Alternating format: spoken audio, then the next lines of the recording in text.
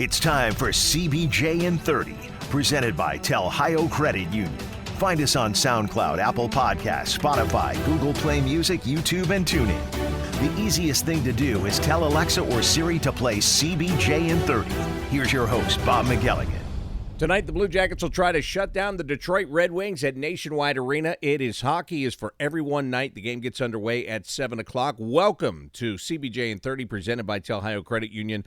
I'm Bob McElligott. This is a big show today. I've got to get to it quickly, but first, I want to tell you about Telhio Credit Union. Now, if you're looking for someplace it's simple to open a checking account, they can help you do that. Maybe it's to open a savings account. They can help you do that. Maybe you're looking to consolidate your debt and get a loan to help you do that. Well, they can help you with that as well. Maybe it's not personal finances that you're looking for. Maybe you have a small business and you need something that goes with that. They have all of those services for you at Telhio Credit Union. In fact, they have much more than you could possibly imagine.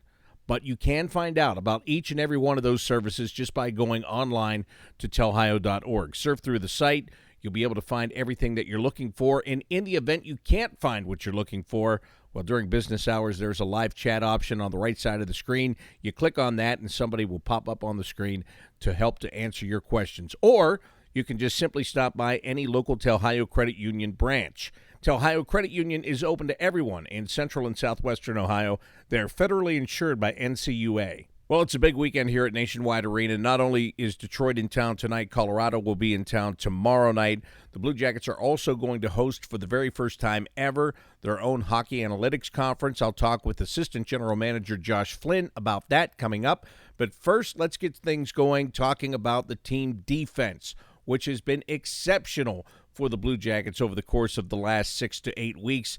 And I had a chance to catch up and talk with Blue Jackets assistant coach Brad Shaw, who's in charge of that defense. You've coached in this league for a long time, and you've worked with a lot of great defensemen.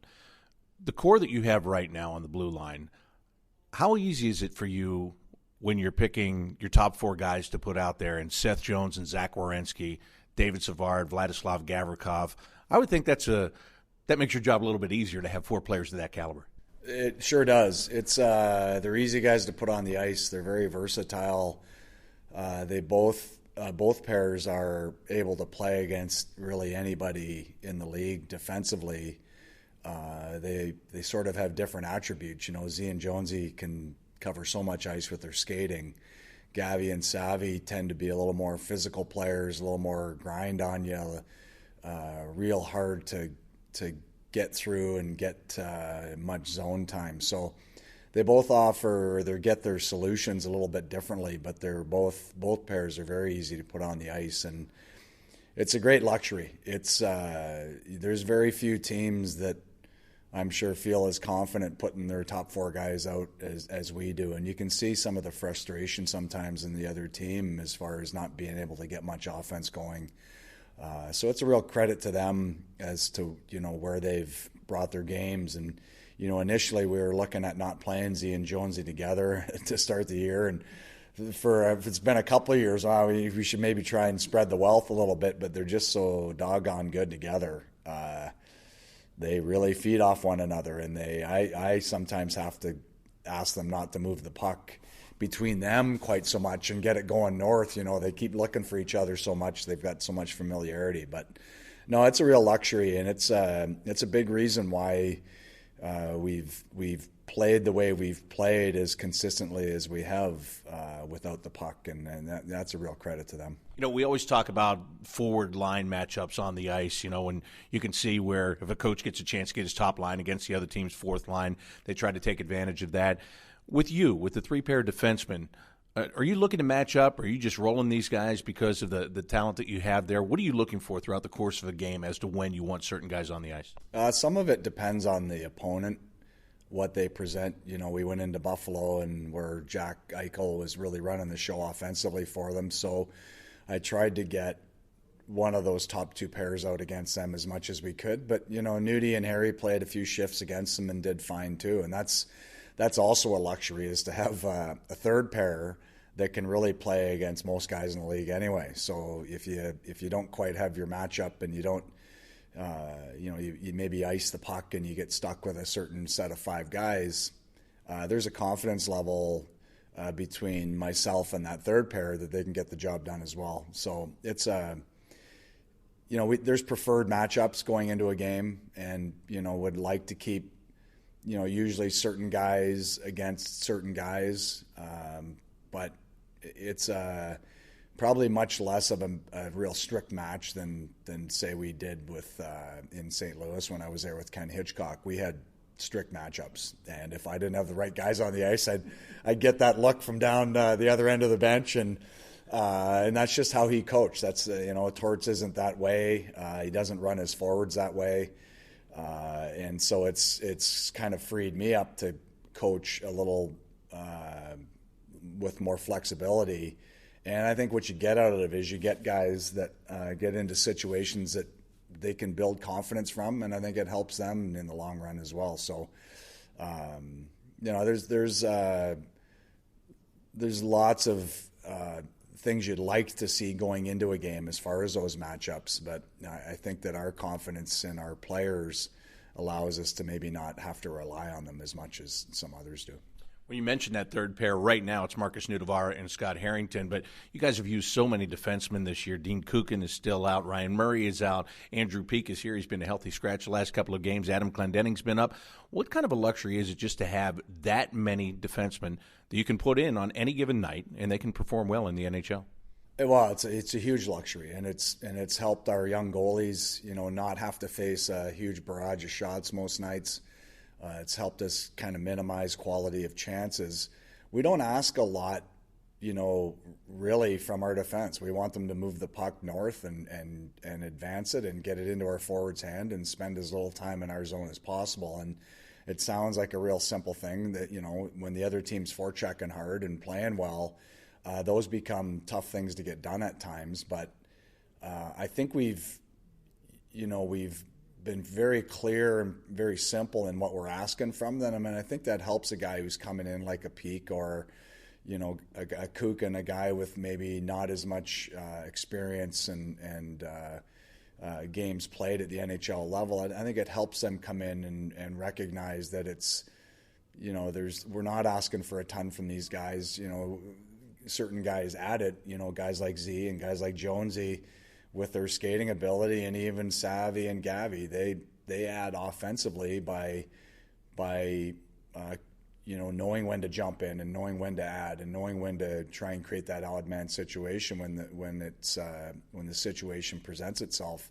I think how each guy sort of adds his own flavor to how we're asking these guys to play is really what defines them and really lets them separate themselves from the rest of the herd kind of thing as far as being a player. And I think every player has to do that. I think the great players for sure have defined who they are, and I think good players have defined and found that two or three things that they can do really well and do them on a real consistent basis and help teams win games. And that top four that you talked about earlier, they all have a real clear idea how they can impact the game in a positive manner, and it showed up a lot lately, and that's it's a big reason why we've done what we've done recently. Talking with Brad Shaw, Blue Jackets assistant coach. Let's talk about the penalty kill now. Right now it's a little over 82%, and it is something that you've been able to rely on. Just look at the last game against the Florida Panthers. Scott Harrington takes a 4-minute penalty. It comes with 2 minutes and 10 seconds left in the second period. You guys killed that off, come right back out in the third period, reestablish yourself, and kill off the rest of it. Just one example of how momentum turns in a game that was 0-0 at the time. How much pride do these guys take in penalty killing? Well, I think they take a ton of pride in it, and I think one of the things we ask, and it sounds simple, but to just outwork the power play. There's certain teams that really not quite live for it, but certainly get excited when they get on the power play. Florida as an example, guys like Mike Hoffman, I think they like 5-on-5 hockey. I know he loves power play hockey and he's at a different level. And so I think they're a real challenge to try and kill against, because they can generate momentum in a heartbeat, get a good chance, and then make another good play. And before you know it, there can be 2 or 3 or 4 good chances in a 2-minute power play. And it's a thing where we don't try and look for guys specifically that will take pride in it. We know that all of these guys realize how important it is for us as a team defensively to not let a team get any momentum off a power play, and hopefully not a goal either if we're doing our job. And recently we've stayed out of the box a little bit more, which makes it easier. It's something, since I've been here, we've done a good job of not taking too many penalties, and it takes some of the stress off. When you get into those 5 and 6 penalty kill games, your top guys can have 6-7 minutes of penalty kill. That's a lot of block shots some nights. Those don't usually feel very good. It's a lot of wear and tear on some of your top guys that now you're looking for offense on the next shift, and sometimes the gas tanks are a little empty. But that pride level, that knowing what needs to get done as far as a shot block, or as far as getting a stick in a lane, or as far as outworking a guy on a puck battle, or offering the support to the guy that is at the puck. We're trying to do things together. We're trying to do things as in sync as possible. Sometimes you'd wonder that there's any coaching going on, as haphazard as it can look. But when we're in lockstep with one another and in sync, we're a tough team to generate much off of, and we take a lot of pride in that. I take pride in the job we're trying to get done, and I love when we can go up against the top 5 power play like Florida and get the job done at a pretty key moment in that game. You set up the power play, and you have the idea going into the season. You know how you're going to play it. How often do you have to make tweaks, and are they minor tweaks, or do you ever have to make major adjustments to what you're doing there? Most major adjustments would be done off season. You'd have ideas. 2 years ago we went to a little bit more of a skating defensive zone coverage with our forwards, and it seemed to help. And it certainly helped when we implemented and started using Andy a little bit more, who hadn't really killed much for us, and he took off and became an offensive threat really on the penalty kill, which he's such a good complement for Boone. He covers so much ice, and Boone has that sort of hound dog block every shot kind of mentality, dig in on face-offs, and you marry that together with Andy's constantly looking for that next chance to get skating and try and get behind their D. It's a real tough combination, and when you can keep a team off balance, I think you start to create advantages for your penalty kill, and we're always trying to do that. We lost some of that quickness and speed when Cam and Andy were out of the lineup. Now that Cam's back, we've got a little bit of that quickness, and then as soon as he comes back, we lose Wenberg, who has killed so well with Cam ever since I've been here. So that chemistry with certain guys together, certain guys just seem to work well together and feed off one another together. When we can keep 4-man units together, there's a huge advantage there as far as familiarity and all that other stuff that goes into it. But it's something where you're constantly making adjustments. We go against Ovechkin in Washington. We kill a little different than we do against, say, Detroit tomorrow night, where they don't have that big shot, and it sort of frees us up to be a little more aggressive, frees us up to try and dictate play a little bit more. When you're facing Washington and they have full control, you kind of have to wait and bide your time and be a little more patient and be a little smarter in your pressure reads, compared to a team where sometimes it looks like we're just pinning our ears back and skating. And that would be something that sometimes that's what we're asking for, because we feel like we can create advantages that way instead of being in shot lanes, or instead of being a bit more patient or more positional. Yeah, you bring up Ovechkin, and when you were talking about Mike Hoffman a minute ago, if you remember that game down in Florida, he takes that. They were setting him up for the one-time shot from the other side of the ice from where Ovechkin normally is. That's the game that Vladislav Gavrikov blocked 3 one-timers in a row. As a former defenseman, standing on the bench, watching that guy jump in front of that shot 3.5 times, he almost blocked the 4th one completely. Do you feel for that guy in that spot? Well, you feel for him, but you get energized. You feel the bench get charged up. The bench was, the cheering on the bench by the 3rd one it's like he scored a goal. That's a great. You can build momentum in games different ways, and that's great when the penalty kill and an individual on that penalty kill can step up. I showed that clip before the Florida game. It's a good clip, the one where he blocked the 2 in real quick succession, because if you get a little tired and you can't quite skate through the top anymore, they are going to make those plays. Yandel's one of the great power play defensemen of the game right now. And his timing and how he moves the puck and where he puts it for one-timers like that is exceptional. And so you're up against it, and you start getting a little tired, you're going to have to eat a couple of those. We just saw it with Weber's shot in Montreal there a couple games ago. There's things we talk about, and there's things that we're trying to keep the other team away from. They got their 5 best offensive guys out there. They're going to make plays, and our job is to try and minimize those plays, try and throw them off balance enough, and get them out of sync enough that they're a little bit disjointed, and maybe the execution's not just there. I think every power play offers its own sort of set of issues that you have to try and find solutions for. But then it really boils down to those guys executing on the ice, and that's what's been much better in the last probably 4, 5, 6 weeks here, is how well we've executed and how well we've got pucks down the ice and got the job done.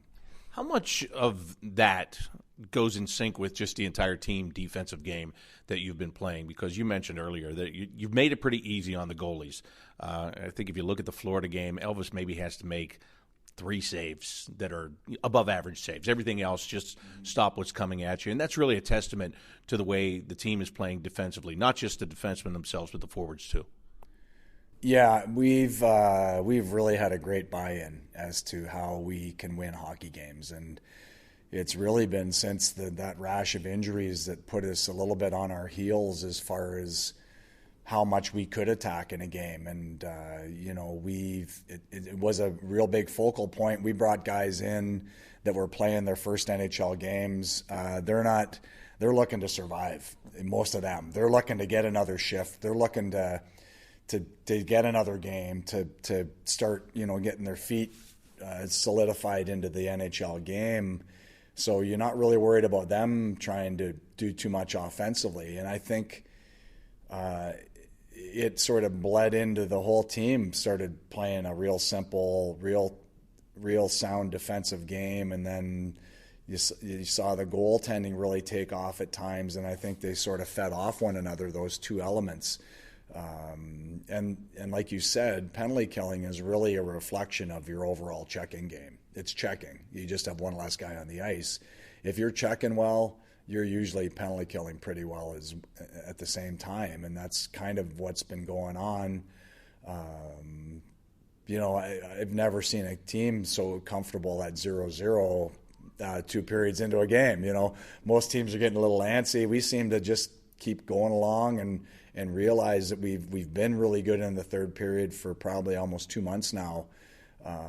It's been something that initially it started happening for us, and I think now we kind of realize it's a big part of how we've had success, is that patience and not opening ourselves up, not trying to get overextended, trying to play as smart as we can, trying to recognize that a lot of times we were outgunned in those games as far as the skill level was when we had some of those limited lineups, and to find ways to win in those games, that's a huge feather in the cap for everybody involved. You get a shutout and everybody feels good about it. You win 8-6, and the guys that may have 3 or 4 points, they're feeling pretty good. The guys that were on for maybe 3 or 4 against, they're not feeling so hot.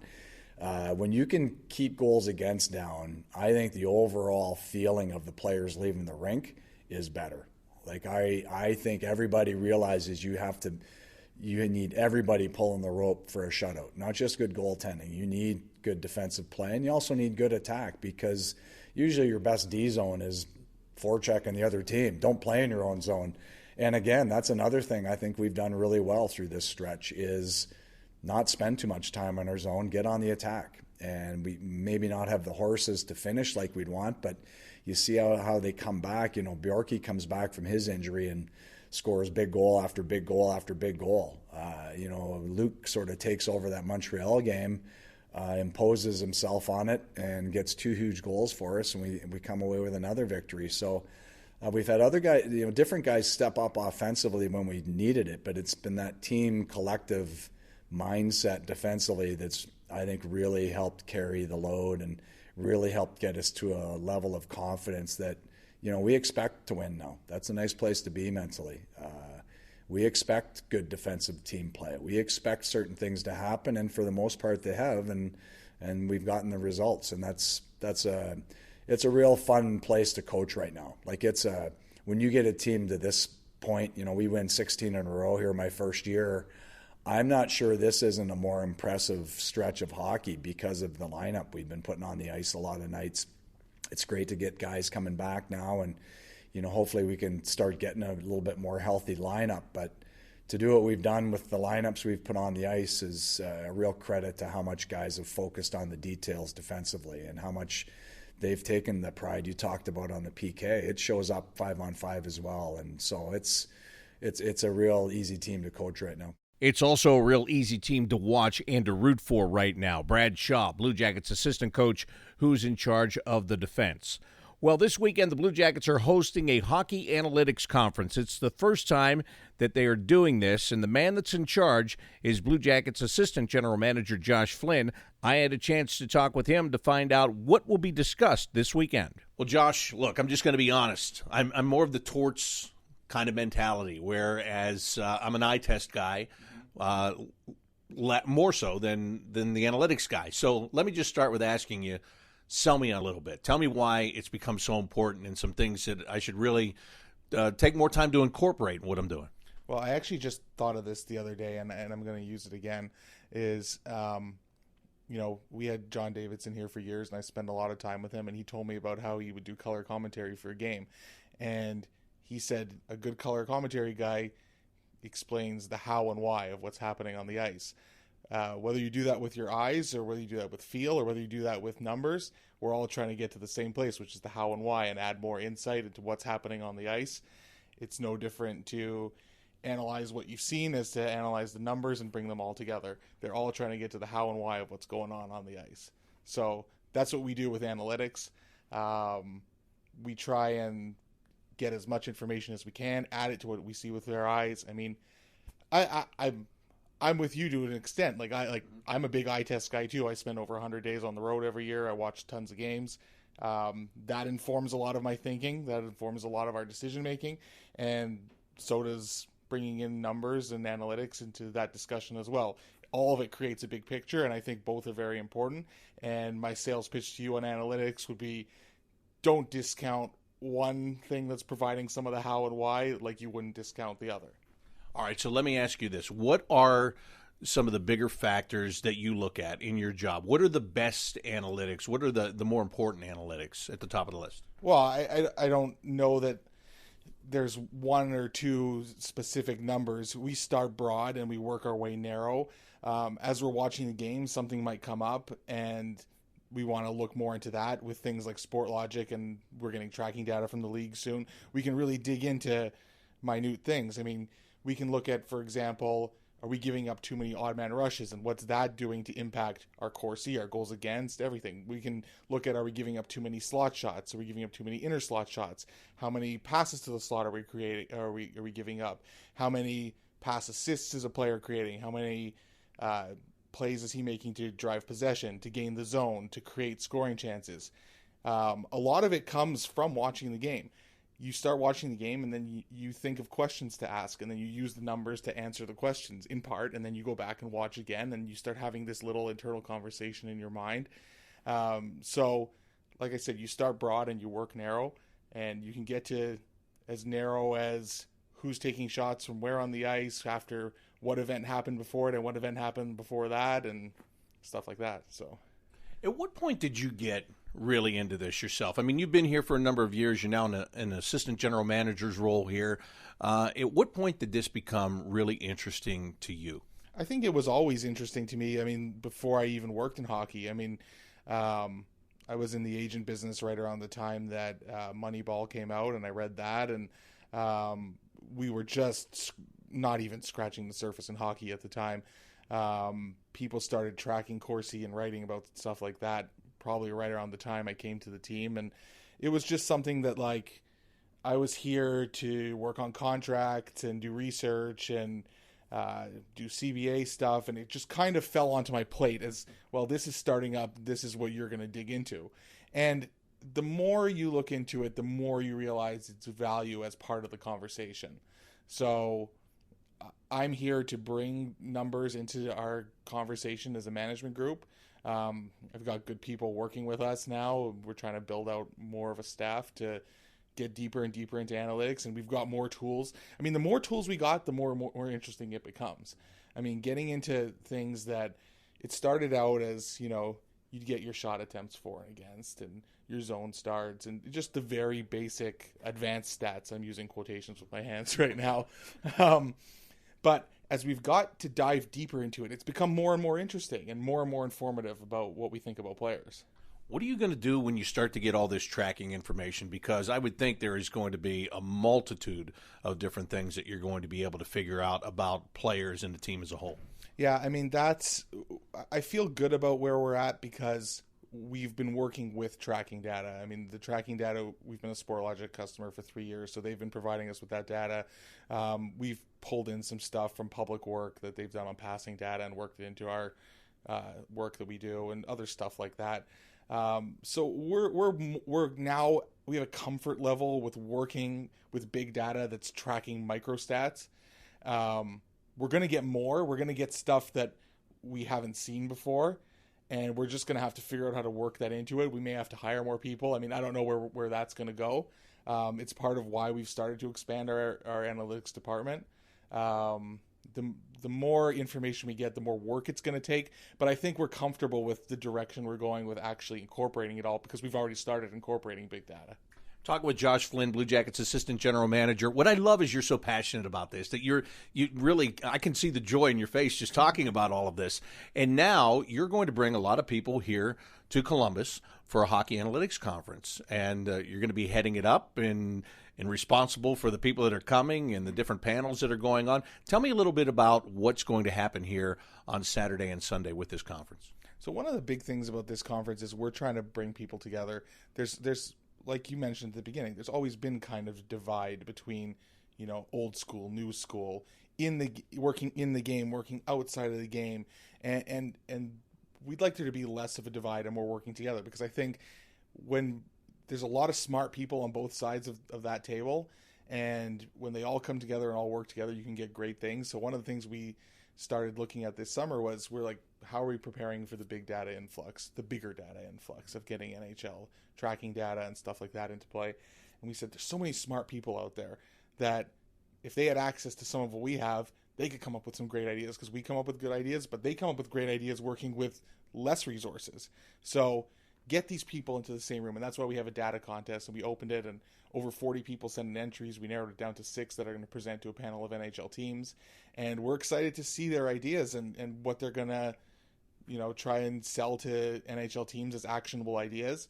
Some other people are going to present some stuff that they've been working on, and it's going to be their actionable ideas that they've already thought of. It's not part of a contest. So it's just going to be a great idea, a great place to get a lot of ideas going from people who don't always talk to each other, and I think that'll be great. And there's an opportunity, perhaps, for some of these people, one of these people, whatever, maybe they wind up working with an NHL team out of this. Absolutely, and that's part of our motivation too, is that obviously we don't know exactly where we're going with hiring people and stuff like that, but we think there's a very good chance that we will have to expand our department at some point, and we want to meet the best and brightest, and we want to give the best and brightest a chance to showcase their work. And part of it was, we were thinking, how can we get the best and brightest to come down here? It's a hope and a prayer that maybe there's going to be a job available, and maybe it's going to be with Columbus, and maybe Columbus wants us, and maybe they like our work enough.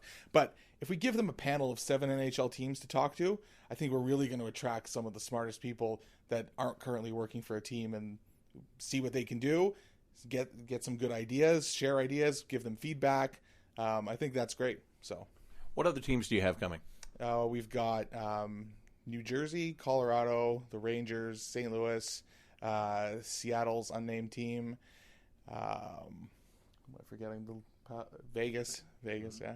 I think I've covered them all. Yeah. So, especially, we were just talking about the possibility of getting jobs.